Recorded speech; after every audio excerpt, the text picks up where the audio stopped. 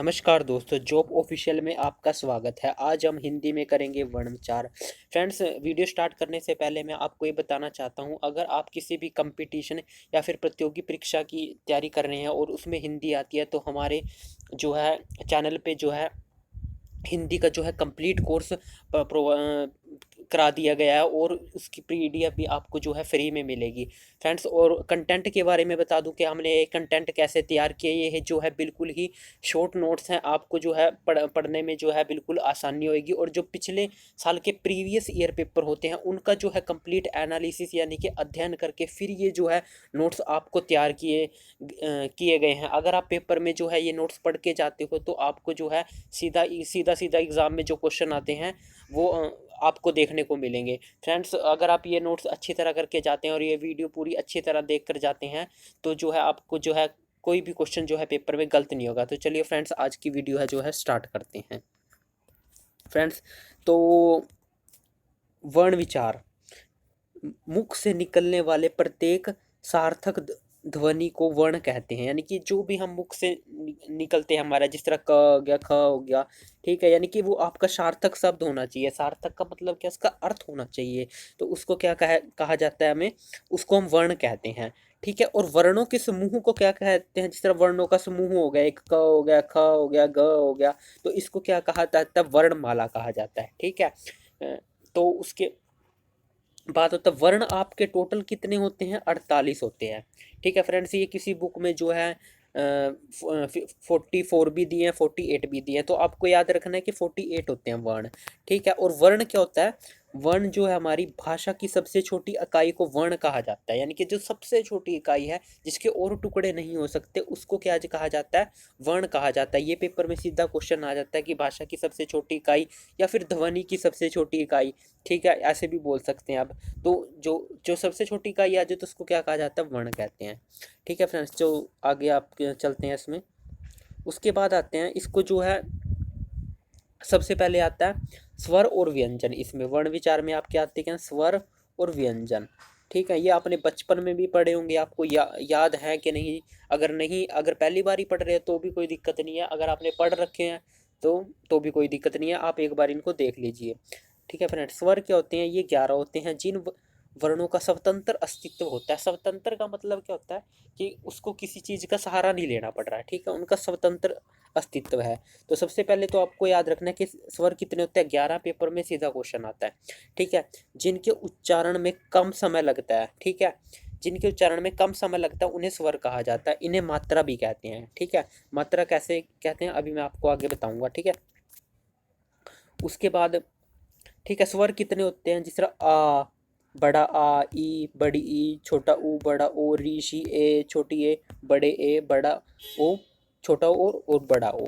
ठीक है, तो ये आपके जो है स्वर होते हैं, इन्हें, और ये 11 होते हैं। इनको आप देखोगे, बोल के देखना, आपने जो है बोल के देखना स्वर और व्यंजन में, तभी फर्क कर पाओगे स्वर और व्यंजन में। अब मैंने आपको बताया कि इनके उच्चारण में कम समय लगता है। ठीक है, और व्यंजन को भी बोल कर देखना, आपने स्वर को भी बोल कर देखना है, तो आपको पता चल जाएगा कि कम समय कैसे लग रहा है। जब तक आप बोल के नहीं देखोगे ना इनको, आपको ये पूरा चैप्टर जो है बोल बोल के करना है। ठीक है, तब तक आपको जो है अंतर पता नहीं लगेगा, अगर मैं भी बता दूं आपको। ठीक है, ठीक है फ्रेंड्स, तो इन्हें मात्रा भी कहा जाता है। अब मात्रा कैसे कहा जाता है, जिस तरह बड़े आ की मात्रा आप सब जगह लगाते हो, ये बड़े आ की मात्रा होती है। ठीक है, और ई की मात्रा, छोटी ई की मात्रा ये होती है ऐसे, बड़ी ई की मात्रा ऐसे होती है। ठीक है, ठीक है, बड़ी की मात्रा कैसे होती है, ऐसी होती है, छोटे छोटे ऊ की मात्रा से। तो इन्हें मात्रा इसलिए कहा जाता है क्योंकि इनका यूज हम मात्रा में भी करते हैं स्वर का। ठीक है, उसके बाद होता है स्वर के प्रकार। स्वर के प्रकार 3 होते हैं। ठीक है, जिस तरह ह्रस्व स्वर, दीर्घ स्वर और प्लुत स्वर। ह्रस्व स्वर को क्या कहा जाता है, लघु स्वर। आपको कंफ्यूज नहीं होना, अगर ह्रस्व की जगह लघु आ जाए तो भी आपने ह्रस्व और लघु स्वर एक ही होते हैं, तो ये आपको याद रखना है। ठीक है, उसके बाद आगे चलते हैं ह्रस्व स्वर। ऐसे स्वर जिनको बोलने में कम समय लगता है। ठीक है, ऐसे स्वर जिनको बोलने में कम समय में लगता है उन्हें ह्रस्व स्वर कहते हैं। ये 4 होते हैं, जैसे छोटा आ, छोटी ई, ठीक है, छोटा ऊ और ऋषि। ठीक है, ऋषि क्या हो गया, ऋषि। तो ये क्या होते हैं, ह्रस्व स्वर, ये आपको याद रखने हैं, 4 होते हैं। ठीक है, आगे चलते हैं। दीर्घ स्वर। दीर्घ स्वर ऐसे स्वर जिनको बोलने में अधिक समय लगता है। अब उसमें छोटा आ था ह्रस्व स्वर में, इसमें बड़ा आ गया, बड़ी आ गया, बड़ी ऊ आ गया, इसमें ए भी आ गई, छोटे ए बड़े ए बड़ा ऊ, तो आपको याद रखना है, ठीक है। ये 7 होते हैं। दीर्घ स्वर कितने होते हैं? 7 होते हैं, ठीक है। इनको बोलने में क्या लगता है आपको? अधिक समय लगता है, ठीक है। यानी कि दीर्घ स्वर में क्या, ह्रस्व स्वर से ज़्यादा समय लगेगा, ठीक है। ये आपको याद रखना। उसके बाद आता है प्लुत स्वर। प्लुत स्वर क्या होता है? ह्रस्व स्वर से 3 गुना समय लगता है, यानी कि ह्रस्व स्वर मैंने बताया था आपको छोटा आ, ठीक है, तो इससे 3 गुना समय लगेगा, ठीक है। इसमें सिर्फ ये एक ही होता है आपका प्लुत स्वर, जिस तरह ओम बोलते हैं हम, ओम, ठीक है, ऐसे बोलते हैं। तो इसमें क्या, जो ह्रस्व स्वर से जो है ट्रिपल ज़्यादा समय लगता है, ठीक है। ये एक होता है आपका ओम। उसके बाद होता है अयोगवाह। अब ये देखो अयोगवाह स्वर, ठीक है। अयोगवाह क्या होते हैं? ये आपके पेपर में डायरेक्ट क्वेश्चन आएगा। अयोगवाह क्या होता है? ये 2 होते हैं, अंग, आह और आह, ये वाला, ठीक है। आ के पीछे यहाँ क्या लग गया? विसर्ग लग गया, ठीक है। ये वाला आ और ये वाला आ, ठीक है। और जो अंग होता है ना आ, इसको अनुस्वार भी कहते हैं, और अ विसर्ग वाला इसको विसर्ग कहते हैं, ठीक है। ये आपको याद रखना है। तो ये पेपर में जो है सीधा आपका डायरेक्ट क्वेश्चन आ जाएगा। और अ और आ को क्या कहा जाते हैं? इनको न स्वर और न व्यंजन है। ये क्या है? ये मैंने जो इसका मतलब क्या है? ये ना स्वर है ना व्यंजन है, ठीक है। ना ये स्वर के अंदर आते हैं ना व्यंजन के आते हैं, तो इन्हें क्या कहते हैं? अयोगवाह, ठीक है। और ठीक है, तो आपको याद रखना है, सिर्फ अयोगमाद में इतना ही आएगा आपके पास। उसके बाद आते हैं व्यंजन। व्यंजन क्या होते हैं? मूल संख्या में व्यंजन क्या होते हैं? 33, ठीक है। और कुल संख्या अगर आ जाए इनकी तो 39। ये दोनों आपको याद रखना है, 33 और 39। अगर मूल संख्या आ जाए तो 33, ठीक है, और कुल संख्या आ जाए तो ये 39 होते हैं। उसके बाद आता है व्यंजन होते क्या हैं? जिन वर्णों का उच्चारण स्वर की सहायता से होता है, यानी कि अब इनका जो है ये स्वतंत्र नहीं होते, वो स्वतंत्र थे स्वर, लेकिन व्यंजन क्या होता है? स्वतंत्र नहीं होता, इनकी सहायता, स्वर की सहायता से ही हम उनका उच्चारण करते हैं। अभी उनका उच्चारण कैसे करते हैं वो आगे मैं आपको बताऊंगा। ये 3 प्रकार के होते हैं, जिस तरह स्पर्श व्यंजन, अंतस्थ व्यंजन और उष्म व्यंजन, ठीक है। तो आगे चलते हैं इसमें। स्पर्श व्यंजन। स्पर्श व्यंजन क्या होते हैं? क से म तक क्या होते हैं? आपके स्पर्श व्यंजन होते हैं, ठीक है। इनकी संख्या कितनी होती है? आपकी 25 होती है। प्रत्येक वर्ग में 5 अक्षर होते हैं। अब देखो इनमें जो वर्ग होते हैं वो आपको याद रखने हैं, ठीक है, स्पर्श व्यंजन में। अब ये देखो 5 वर्ग हैं इनके, इनको हम वर्ग बोलते हैं, ठीक है। ये जिस तरह क वाला है, क ख ग ण च छ ज, ये सारे आपके ट ट ढ, इनको क्या बोलते हैं? वर्ण बोलते हैं, ठीक है। अभी आपको इतना ही देखना है, इनको क्या बोलेंगे हम? वर्ण। इतने को पूरे को, ये पूरे वर्ग है हमारे पास। ये वर्ग कितने हैं हमारे पास? ठीक है, ये सारे स्पर्श व्यंजन है और ये 25 है, ठीक है। ये यहाँ से ये हो गया आपका। अभी ये आपने याद नहीं रखने प्लस वाले, ठीक है। ये इतने होते हैं आपके स्पर्श व्यंजन, ये कितने हैं? 25 हैं। अब देखो, जो क वाला वर्ग होता है उसे क्या बोलते हैं हम? क्वर्ग। और जो च वाला होता है उसे च्वर्ग। और ट वाले वाला लाइन को हम क्या बोलेंगे? ट्वर्ग। और त वाली को त्वर्ग, प वाली को पवर्ग, ठीक है। यहाँ तक पूरा, ठीक है। अब देखो, अब इनका आता है पेपर में उच्चारण स्थान, ठीक है। उच्चारण स्थान ये बहुत ही ज़्यादा इंपॉर्टेंट है आपका क्वेश्चन, बहुत बार जो है प्रीवियस ईयर में आ चुका है। उच्चारण स्थान आपको याद रखना है, ठीक है। अब देखो जो क वाली लाइन का उच्चारण स्थान है, अब इनको ना आपको क्या करना है? वीडियो को पॉज करके मेरे साथ बोलना है, तभी आपको ये याद होएगा, ठीक है। वीडियो को पॉज करके आपने बोलना है। देखो क्वर्ग, क बोलो आप, क।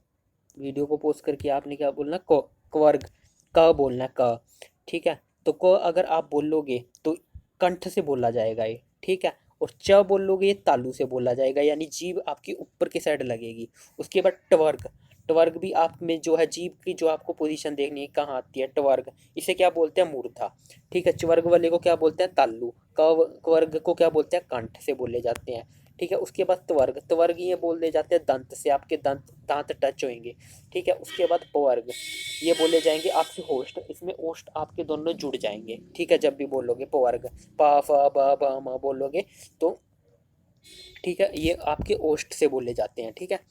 उसके बाद देखो, ये मैंने आपको बताया वर्ग सारे कंठ में आ जाएगा। इनमें एक और आएगा ह। अगर अब ह बोलोगे ना, ये भी कंठ में आएगा आपका।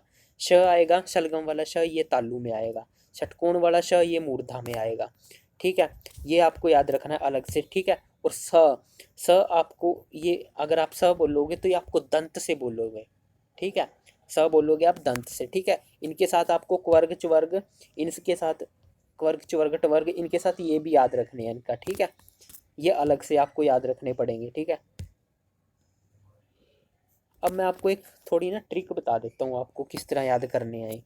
क्वर्ग, देखो क्वर्ग में आ रहा है क, ठीक है, और कंठ में आ रहा है क, यानी कि क्वर्ग वाले क ख ग घ ण, ये आपके किस में आ गए, कंठ में, ठीक है।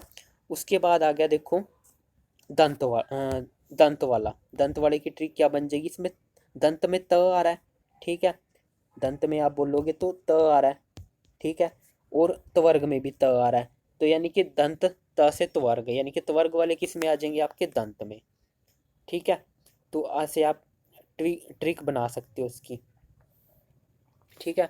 उसके बाद देखो ये जो लास्ट वाले होते हैं, ये मैंने ऐसे बॉक्स बनाया हुआ है जो, इसको क्या बोलते हैं, पंचम अक्षर कहते हैं, क्या कहते हैं इसको, पंचम अक्षर, क्योंकि ये प्रत्येक वर्ग के हो जाते हैं, पांचवी पोजीशन पे होते हैं, ठीक है, तो इसको पंचम अक्षर कहते हैं। और इन एक चीज और कहते हैं पेपर में जो आता है, अनुशासिक, अनुशासिक अनुशासिक भी कहते हैं, यानी कि नाक से बोले जाते हैं। अगर आप इनको बोल के देखोगे ना, जो प्रत्येक वर्ग का पांचवा अक्षर है, जैसे ण, ण, देखो ये नाक से आपकी जो है आवाज आएगी, ठीक है, ण ण न म, ठीक है, तो ये नाक से बोले जाते हैं, इन्हें क्या अनुशासिक भी कहते हैं, इसलिए अनुशासिक भी कहते हैं इन्हें, क्योंकि ये नाक से बोले बोले जाते हैं, ठीक है। तो आपको ये जो है, ये हो गया आपके स्पर्श व्यंजन, ठीक है। तो ये आपको याद रखने हैं, कहाँ से, कंठ से कौन सा, तालु से पेपर में ऐसे आएगा, इस तरह पेपर में ये दे देगा, क ख ग और च, ठीक है, इनमें ये पूछ लेगा आपसे कि तालु से कौन सा बोला जाता है,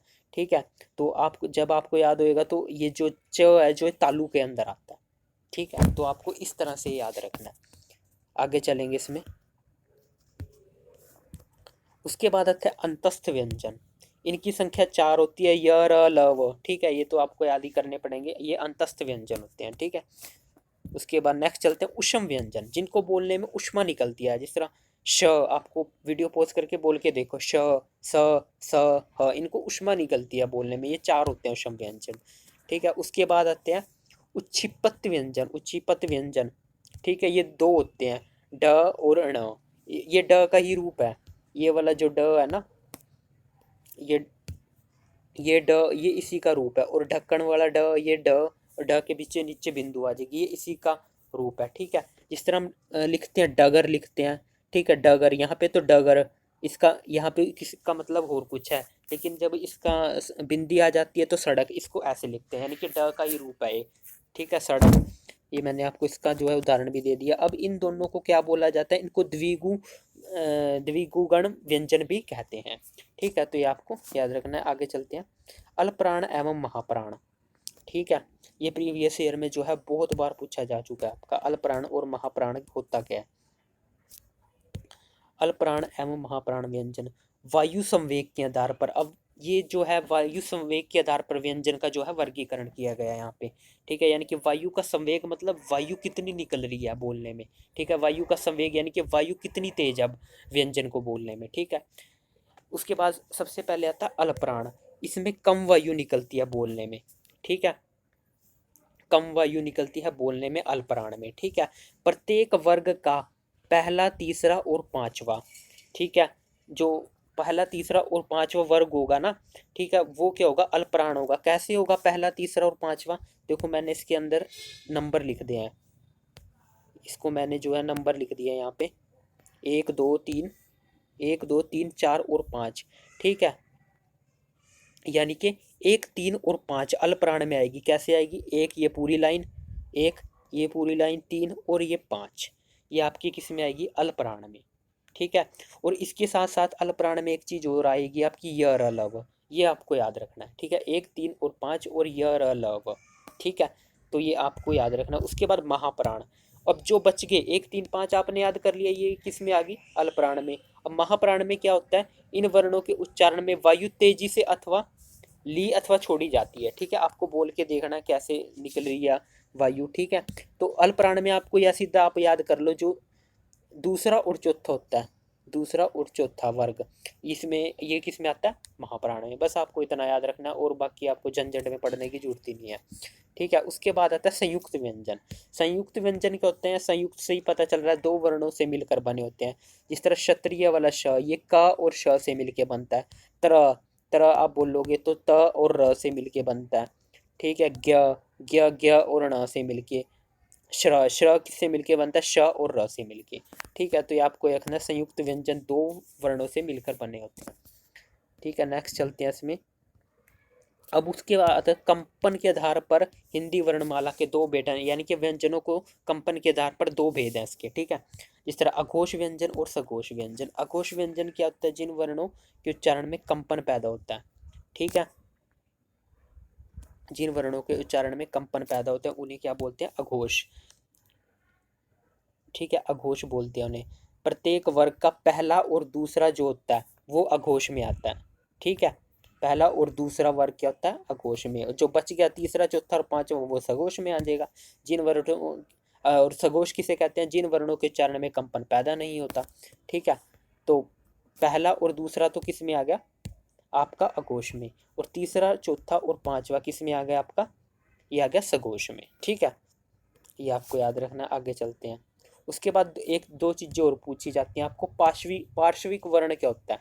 ठीक है, आपको याद रखना है, पार्श्विक वर्ण क्या होता है? ल होता है। और लुंठित वर्ण क्या होता है? र होता है। ठीक है, तो फ्रेंड्स ये जो है आपका वर्ण विचार जो है बिल्कुल ही कम समय में मैंने कंप्लीट करा दिया। वैसे तो इसकी वीडियो मैं चाहता तो 2 घंटे की भी बन सकती है, 1 घंटे की भी बन सकती है, लेकिन जो है आपको मैंने जो है एक बिल्कुल ही संक्षिप्त या संक्षिप्त रूप में यानी कि शॉर्ट में आपको जो करा दिया है फ्रेंड्स। ठीक है, तो फ्रेंड्स अगर वीडियो आपको अच्छी लगी है तो वीडियो को सब्सक्राइब करें और चैनल को जो है सब्सक्राइब करें। ठीक है, और वीडियो को दोस्तों के साथ ज़्यादा से ज़्यादा शेयर करें। तो धन्यवाद फ्रेंड्स।